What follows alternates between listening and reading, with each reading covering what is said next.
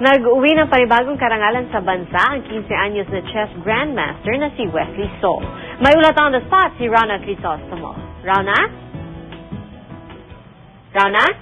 Iyan nakauwi na sa bansang 15 taong gulang na grandmaster na si Wesley So matapos kunin ang kampyonato sa Group C sa Quarters Chess Tournament sa Netherlands.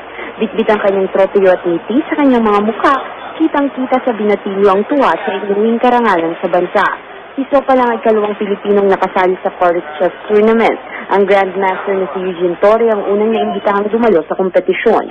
Ngayong taon raw plano ni So na lagpasan ang kanyang rating na nasa 2647 at gawing 2700. Nakatutok na rin daw si So ngayon sa kanyang pag-chess pero hindi naman daw niya pababayaan ang kanyang pag-aaral. Sa ngayon nasa third year high school na si So sa kanyang unang taon sa pag-home study. 7 taong gulang pa lang daw ay nagsimula na siyang maglaro ng chess at nung 10 taong gulang siya nabigyan ng pagkakataong sumali sa international competition. Payo niya sa mga kapwa-bata na nais din magtagumpay sa kanilang napiling larangan, ipagpatuloy lang kanilang hilig at huwag daw kalimutang mag-enjoy. Lagi namang pinaalalahanan ng kanyang ama si Wesley na huwag kalimutang ibalik sa Diyos ang papuri sa lahat ng tagumpay at laging magpakumbaba sa lahat ng oras. Sa Pebrero, nakatakda namang maglaro sa Russia si Wesley. At yan ang pinakasariwang balita mula rito sa Maynila. Balik sa iyo, Pia.